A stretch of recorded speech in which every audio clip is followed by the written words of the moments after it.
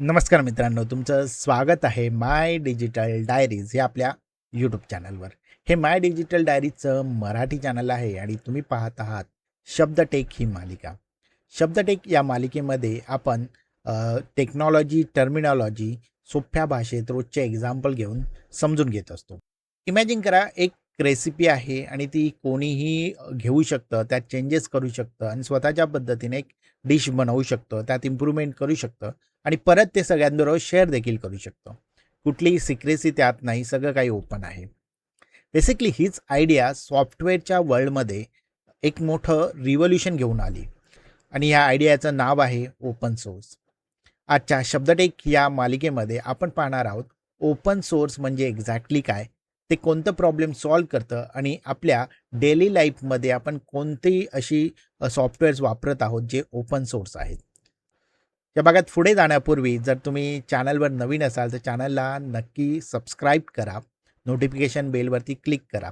Video शेवटपर्यंत पहा. Video आवडला तर व्हिडिओला लाईक आणि शेअर करायला विसरू नका.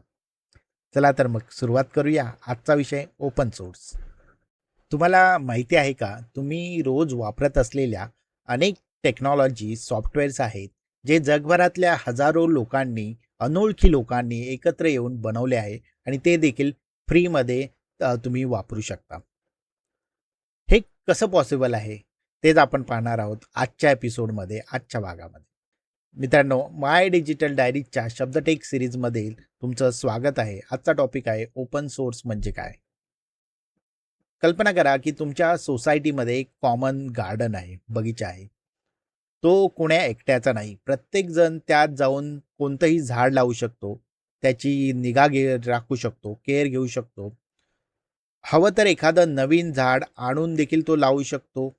सगळ्यांचे त्यात एफर्ट्स लागलेले आहेत, ते एकत्र येऊन तुम्ही एक नवीन गार्डन बनवता, जी खूप सुंदर आहे आणि हळूहळू ते आणखीच सुंदर होत जातं. आणि सगळ्यात महत्त्वाचं म्हणजे तो सगळ्यांसाठी ओपन आहे. तर हेच कॉन्सेप्ट आहे, हीच आयडिया आहे ओपन सोर्स सॉफ्टवेअर्समधली. ही जी ओपन गार्डनची कॉन्सेप्ट आहे ती आपण सॉफ्टवेअरमध्ये अप्लाय केलं. नॉर्मली जेव्हा एखादी कंपनी सॉफ्टवेअर बनवते तेव्हा त्याचा सोर्स कोड हा त्या कंपनीचा असतो, त्यात जो लिहिलेला प्रोग्राम असतो त्यावर कंपनीचा हक्क असतो. तो सिक्रेट ठेवला जातो, फक्त कंपनीच तेवढी त्यात काही चेंजेस करू शकते. पण ओपन सोर्स सॉफ्टवेअर अगदी उलट आहे. ओपन सोर्स सॉफ्टवेअरमध्ये हा पूर्ण सोर्स कोड सगळ्यांसाठी ओपन असतो. कोणीही तो बघू शकतो, समजून घेऊ शकतो, त्यात इम्प्रूव्हमेंट सजेस्ट करू शकतो आणि स्वतःच्या गरजेनुसार तो कस्टमाइज देखील करू शकतो. आणि हे सगळं बऱ्याचदा कम्प्लिटली फ्री असतं. म्हणजे बघा, जगभरातले डेव्हलपर्स एकत्र येऊन त्या कॉमन गार्डन सारखंच एक सॉफ्टवेअर बनवतात, मिळून बिल्ड करतात आणि सतत त्यावर अपडेट करत असतात. तर लक्षात घ्या, ओपन सोर्स म्हणजे असं सॉफ्टवेअर ज्याचा कोड सगळ्यांसाठी ओपन असतो आणि ते जगभरातल्या लोकांच्या कलेक्टिव्ह कॉन्ट्रीब्युशनमधून सतत बिल्ड आणि इम्प्रूव्ह होत असतं. आता पुढच्या भागामध्ये बघूया हे एक्झॅक्टली कोणतं प्रॉब्लेम सॉल्व्ह करतं. कल्पना करा की तुम्ही एक घर बांधतायत. त्याचा जो आराखडा आहे तो तुमच्या आर्किटेक्टकडे आहे. पण समजा त्याने काम सोडून दिलं किंवा तो अवेलेबल झाला नाही, तर काय होईल? नक्कीच प्रॉब्लेम येईल, बरोबर? असाच प्रॉब्लेम सॉफ्टवेअरच्या बाबतीत देखील होऊ शकतो, नाही का? तर ओपन सोर्स अगदी अशाच एका मोठ्या प्रॉब्लेमवर सोल्युशन म्हणून पुढे आले आहे. परत तुमचं स्वागत आहे शब्दटेक या आपल्या मालिकेमध्ये. या भागामध्ये आपण आत्तापर्यंत पाहिलंय की ओपन सोर्स म्हणजे काय आहे. तर आता बघूया तो एक्झॅक्टली कोणता प्रॉब्लेम सॉल्व्ह करतो. पहिला प्रॉब्लेम आहे डिपेंडन्सी. जर सॉफ्टवेअर क्लोज्ड असेल तर तुम्ही पूर्णपणे त्या एका कंपनीवर डिपेंड राहता. त्या कंपनीने त्याची प्राइस वाढवली किंवा सपोर्ट बंद केला की तुमच्या कंपनीवर त्याचा इम्पॅक्ट होऊ शकतो. इनफॅक्ट तुम्ही त्या कंपनी जर बंद झाली तर तुम्ही पूर्णपणे स्टक होऊन जाल. या उलट ओपन सोर्सचा कोड हा ओपन असतो, त्यामुळे जर एखाद्या कंपनीने, एखाद्या व्यक्तीने तो कोड बनवला असेल तरी तुम्ही त्याच्यावरती डिपेंड नाही आहात. तो ओपन सोर्स आहे, त्यावर कोणीही काम करू शकतो. त्यामुळे रिस्क खूप कमी होते.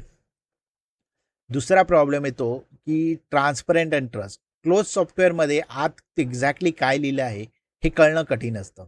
ओपन सोर्समध्ये तसं नाही. ओपन सोर्स कोणीही ॲक्सेस करू शकतो, त्याचा कोड चेक करू शकतो. त्याच्यातल्या ज्या सिक्युरिटी बग्स आहेत, काही व्हलनरेबिलिटीज आहेत, त्या कोणीही फाइंड करू शकतो आणि त्यावर फिक्स देखील प्रोव्हाईड करू शकतो. त्यामुळे ट्रान्सपरन्सी आणि ट्रस्ट वाढते. तिसरा प्रॉब्लेम जो खूप महत्त्वाचा आहे, कॉस्ट आणि ॲक्सेस.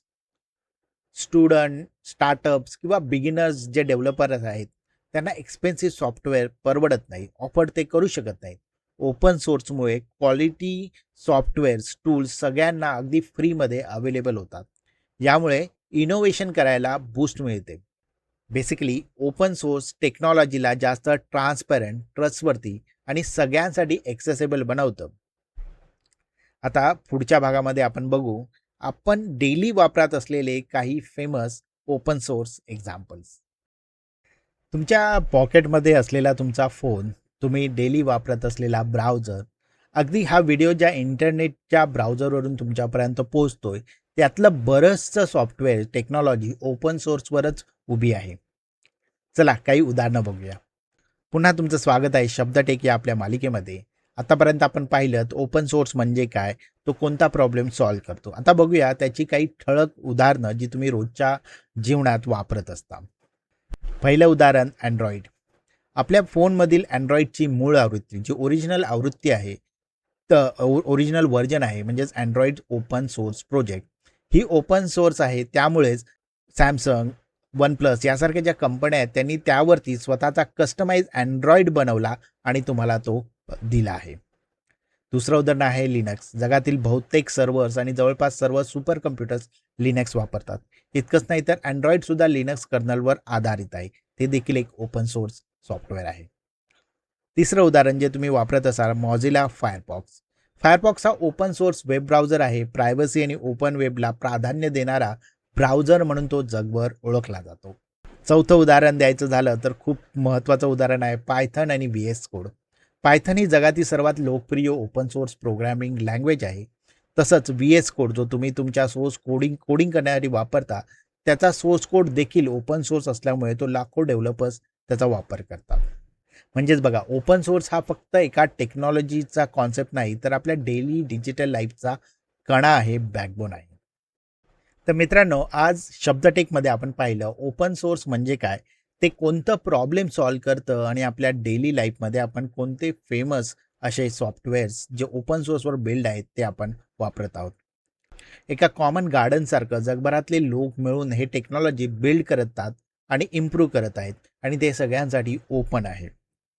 आय होप की आजचा एपिसोड बघून तुम्हाला ओपन सोर्सचा कॉन्सेप्ट नक्कीच क्लिअर झाला असेल. व्हिडिओ आवडला तर नक्कीच तुमच्या मित्रमैत्रिणींमध्ये तो शेअर करा. चॅनलवर नवीन असाल तर चॅनलला सबस्क्राईब करायला विसरू नका आणि हो, बेल आयकॉन देखील दाबा, म्हणजे पुढचा एपिसोड आला की तुम्हाला लगेच त्याचं नोटिफिकेशन मिळेल. व्हिडिओ शेवटपर्यंत पाहिल्याबद्दल धन्यवाद. मी पुन्हा भेटेल पुढच्या भागामध्ये.